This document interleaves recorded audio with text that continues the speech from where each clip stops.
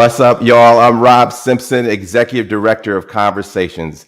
And tonight, let me tell you, I want to just make it clear. We're talking things that are relevant. We're talking things that are real. I want to hear perspectives from you. I want you to just kind of talk to me in the chat, put your words, put your comments. Let me just tell you, I haven't had much sleep, y'all, which is scary because I'm going to be raw. I'm going to be ragged and I don't care.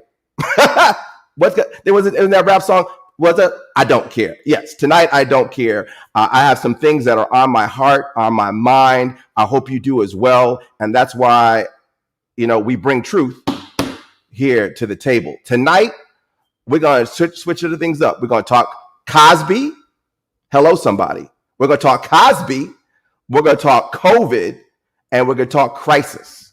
Because I have some friends right now going through some crisis. And I know you do too. We all do every day, but somehow we make a way. So I'm going to start things off and I want to hear from you in the chat. Knock it out. Let me just hear from you.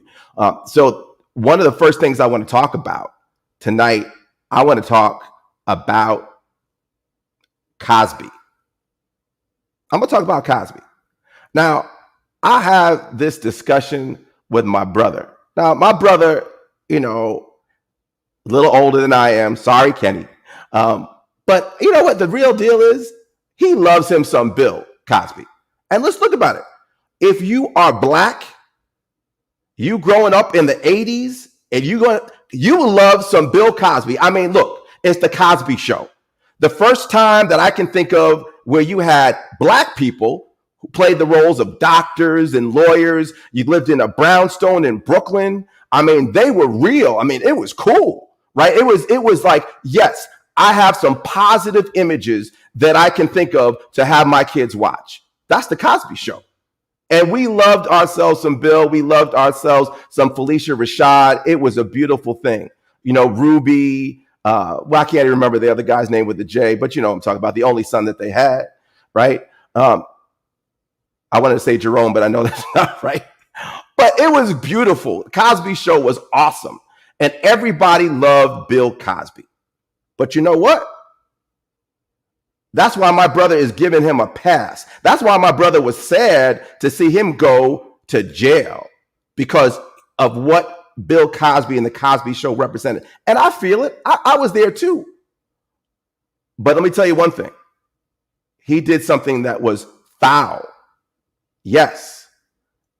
It was foul. And let me just say, there is just no, thank you, Theo, yeah, Theo, that was one, and the reality is you have over 60 women that spoke up.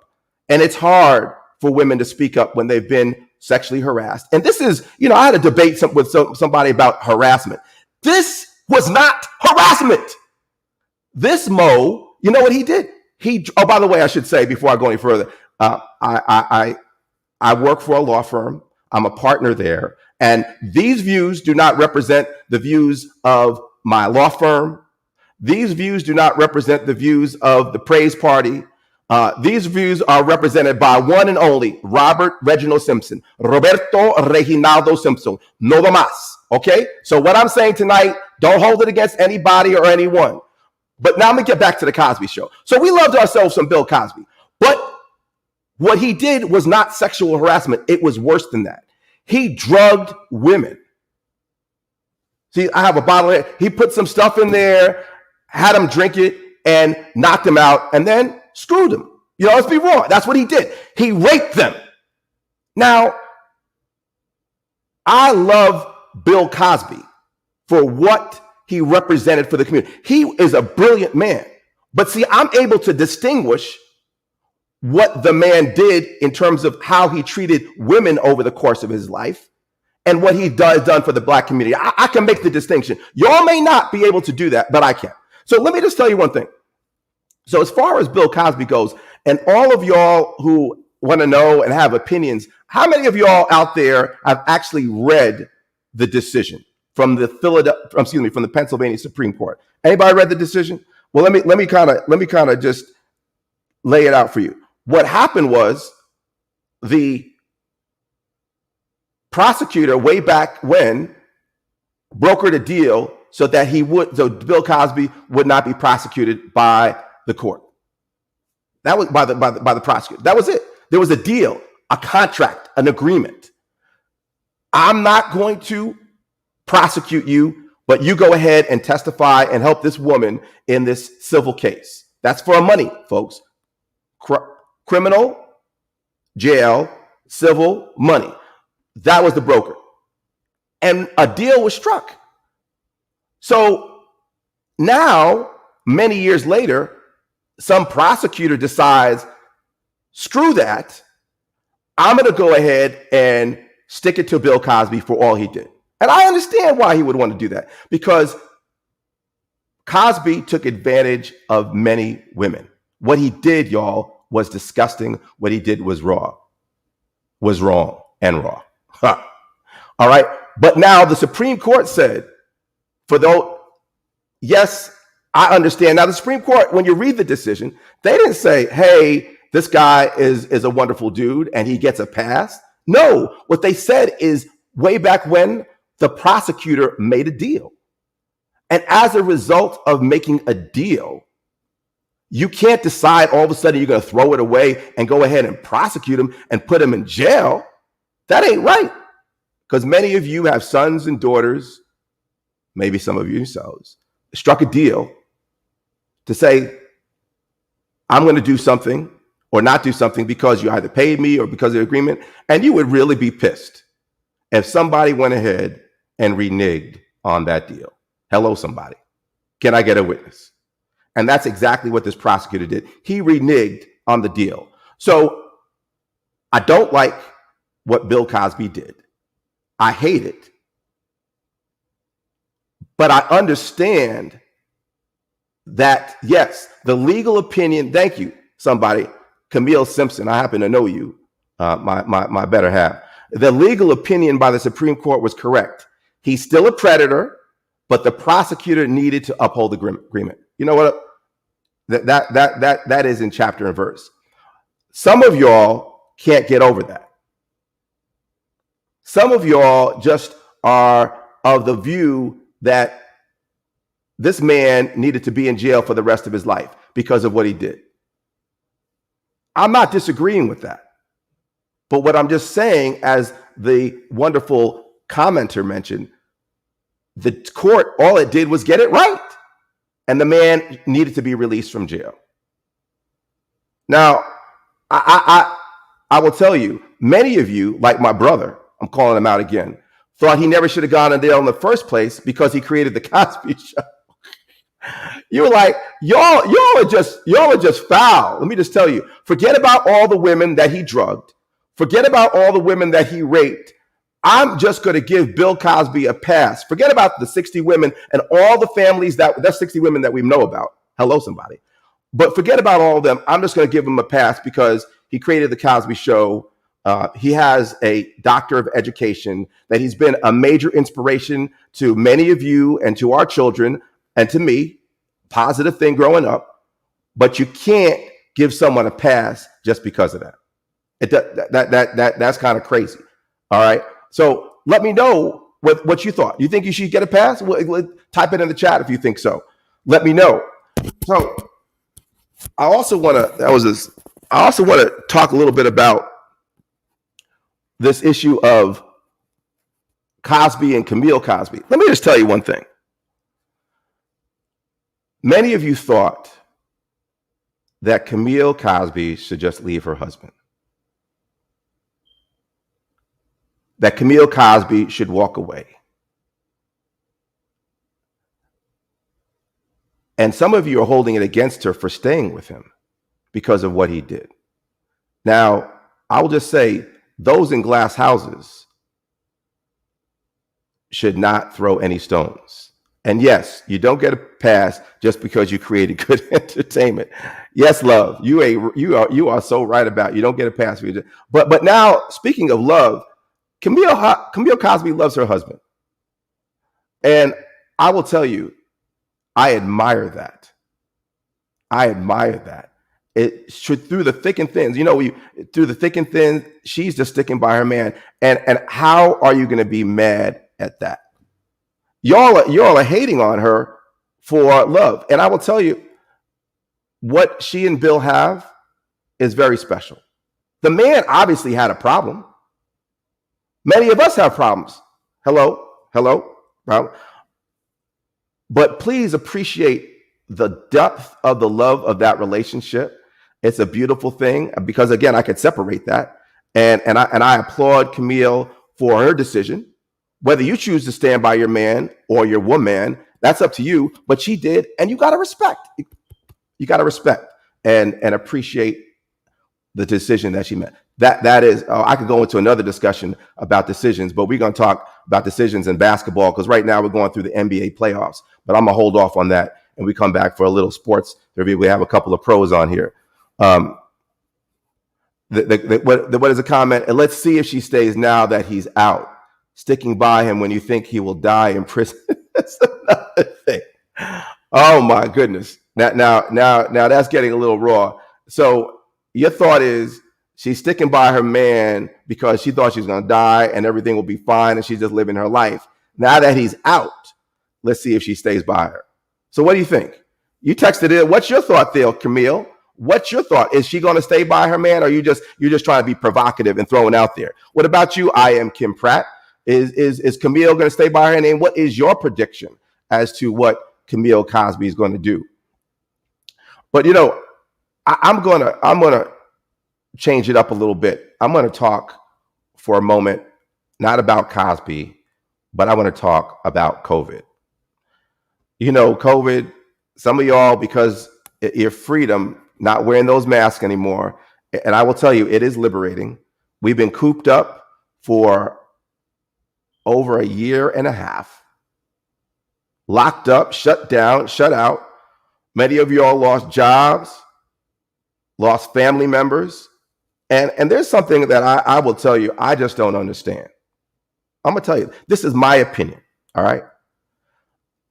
Especially members of the Black community and the Latino community. I don't understand how you're going to sit back, lose hundreds of thousands of people, spouses, children, grandparents, but you are going to decide not to get vaccinated. What's up with that? Now, some of y'all are of the camp, and I have family members, friends that are not getting vaccinated. I respect your decision to do what you want with respect to the vaccine. I just don't agree with it. I will tell you, it has killed our community, still killing our community. That's what some of y'all don't understand. Y'all think COVID is done. It is not done. With the airline, you have American Airlines and Delta, not the airlines, but the virus. Delta virus is alive and well right now. And there's still questions. I think the vaccines are doing a good job, even with that variant, but we're not certain of that. But I will tell you, you think because of what happened with the Tuskegee experiment, because they used Black people as guinea pigs, that this virus is not safe. But let's get a reality check. All right. Black folks were involved in the design of the vaccine. Black folks were involved, and you have doctors from all across the world, Black doctors, that are telling you to get the vaccine. Doctors have had, some of them had hesitancy, but they went ahead and they got the vaccine. You need to get your shot. And if you don't think about it, why wouldn't you do it? And one of the things is, we had the psychiatrist on when we talked about vaccination, and she said, if you don't do it for yourself, do it for your loved ones. You don't want to be in a situation where you then bring a virus to your family members. That can cripple your mind for life, not to mention be responsible for the death of a family member. Do it for those that you love. You're absolutely right. And what I don't understand is listen to all if you're black and you just really don't have the trust of the government or the trust of one of the manufacturers, trust all of the scores of the Black and Latino doctors that are telling you, for your health, for your life, for your safety, get the vaccine. Get the vaccine. What are the side effects? Then we'll talk about what's the downside. What's the downside? You may get sick. You may have dizziness, not feeling well. Oh, would you take that over death? Hello, somebody. Would you take that over the loss of a family member? So we're still behind. We barely have half of the country. That's the last time I saw it. I think it was like 48.9%. I don't know the stats today. You could check it up. I'm sure they're available to you. Last time I saw it was 48.9%. We don't even have half of the country that are vaccinated. And you need to do that to protect yourself and to protect your loved ones. So I want to talk for a moment about go back to the Cosby show. Cosby. It is not even right for our folks to. I think a lot of times people talk out of both sides of their neck.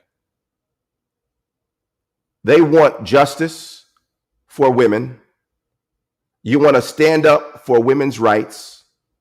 You want to promote and uplift women, but you're going to throw it all away because of a man that was a great entertainer and was a positive role model. I question whether he's still a positive role model given what baggage he brings to the table. What's up with that? I had a discussion about Cosby just the other day with some folks that I know very closely. And women today are still being harassed at work. I just heard about the woman that was grabbing her chest, putting hands on their legs. Yes, last week.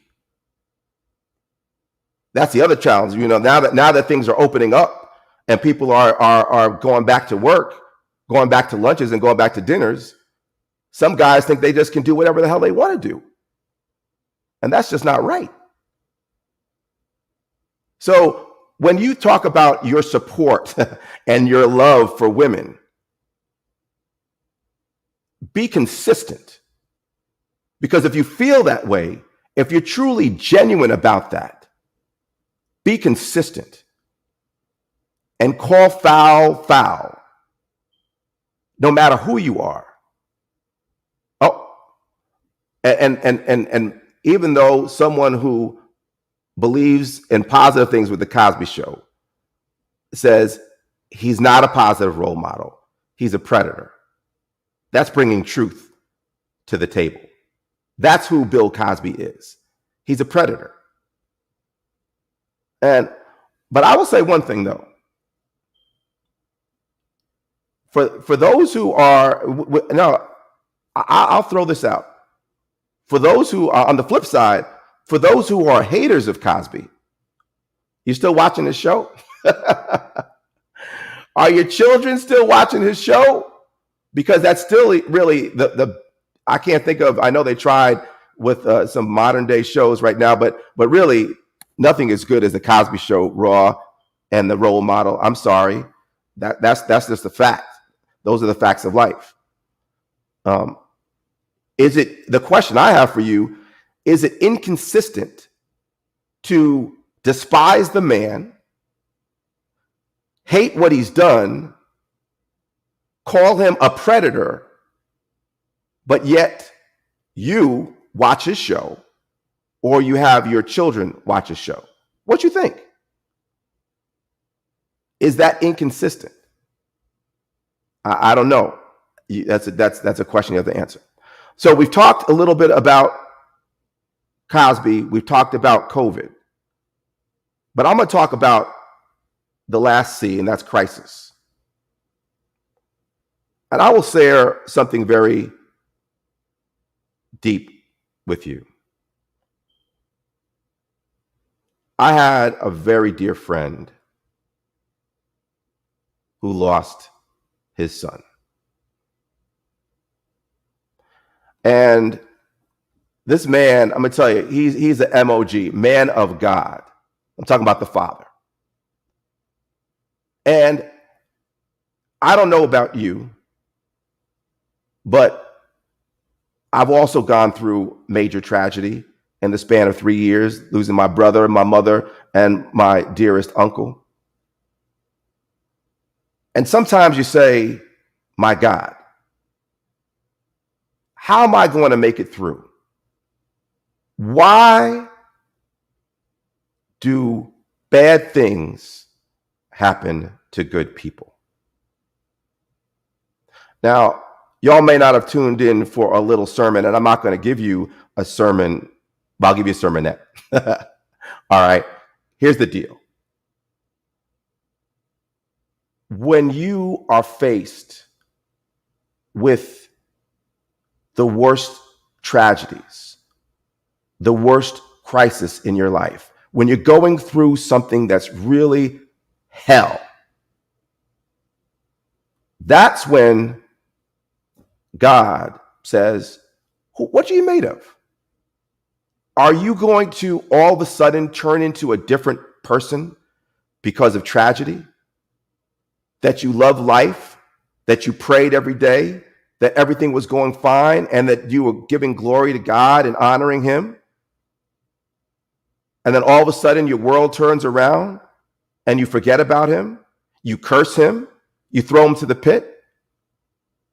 No, when you are faced with tragedy, when your back is against the wall, when you don't know how and where that money's coming from to pay a bill, when you don't know how you're going to get out of the hospital, when you see someone falling down by the side because you have children who are strung out on drugs, and you're saying, how the hell am I going to believe in a God? What is this about? I'm out. I'm done, because that God can't be real. Well, I will share a story with you.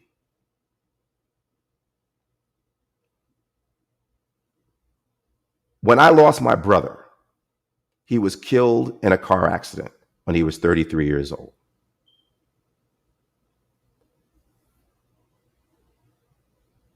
He was my role model. Yes, I love the Lord, but he was my role model. He was my Jesus on earth to me. He was my rock. And I did not know what the hell I was going to do. He died.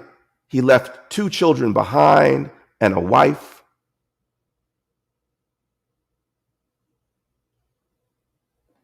And actually, when I came home and heard the news that he died in a car accident, I didn't know what to do. How do you ever prepare yourself for a tragedy like that? I do remember there was this big rock outside of my house. And I went to the rock. I kneeled by the rock. And I prayed. I didn't know how I was going to make it through. I didn't know how my parents, who had 6 children, were going to manage the loss of their 3rd-born child. I didn't know how I was going to manage the loss of my brother and my best friend. But I sat at the rock. Lord, I guess I recognized how easy I've had it.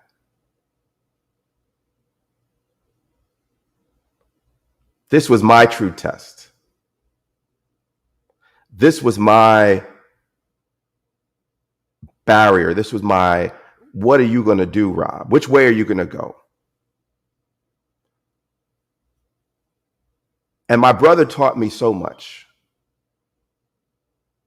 And he always taught me to, in the midst of tragedy, there's always triumph. And those are cute words, and they're easy to say. But when you're faced with it, that just doesn't seem right. It just doesn't make sense. But when I was at the Rock, I talked to God. And I said to him, Lord, I don't understand what the hell just happened. One of the most loving individuals in this world, who literally would give his shirt off his back, who would do anything for any human being, a stranger. How would you allow this to happen to him? Forget about me. How would you allow this to happen to me? To him. He was a teacher. He had children that just loved him. He was a science teacher. And he was best teacher of the year. They even asked him for the first time in the school history, for a teacher to give the high school commencement address.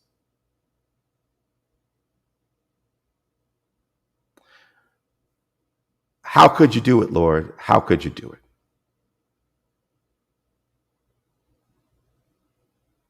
The Lord didn't respond, but I just thought about my brother. And then I said, I guess I understand, Lord. Who is the real Robert? Who am I? Am I just going to ignore you now? Am I going to give up on you?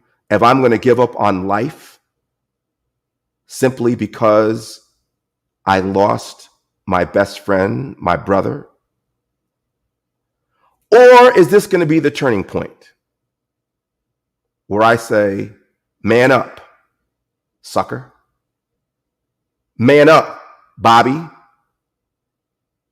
You talk a good game about how much you care about the Lord. You talk a good game about all this other stuff. Now, what are you going to do that adversity is facing you? Who are you?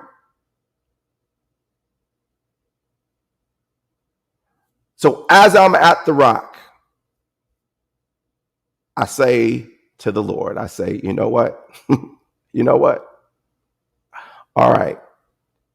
This is my test. This is my test.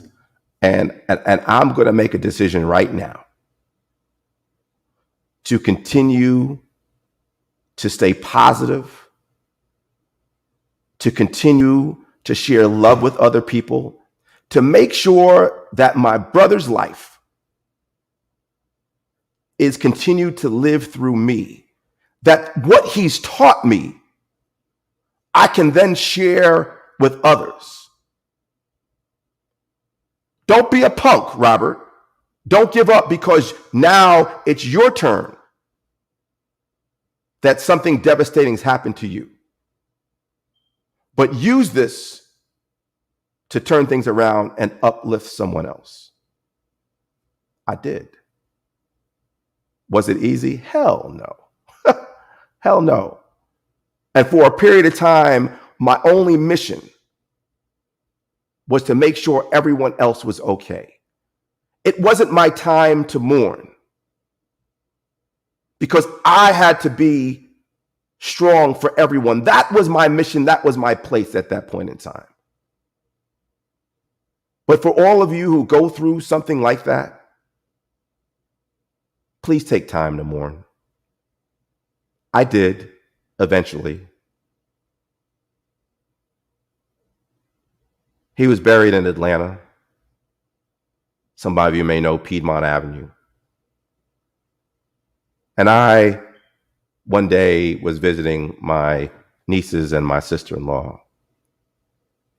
And I'm not a big fan of going to cemeteries unless I have to. And I've buried both of my parents. I haven't been back to visit them there. I don't do that. I move on. But for my brother, I went back to the cemetery. I looked at his stone and I bawled like a little baby. Uncontrollably. I needed that. I needed that to heal. I've been holding back so long through the crisis, but I needed that for healing. And a lot of times, especially guys, we think, it's just the macho thing. We don't cry. But being genuine, allowing your emotions to show, it's a sign of strength. And my sister-in-law, I'll never forget this. She was with me at that time. She says, at some point, I thought you didn't even care because you were so emotionless, without emotion. I'm creating words tonight. But when she saw that, it actually helped her to understand that I cared. Of course I cared. But that's how I was dealing with it so that I would help others through that time. And so as I wrap things up tonight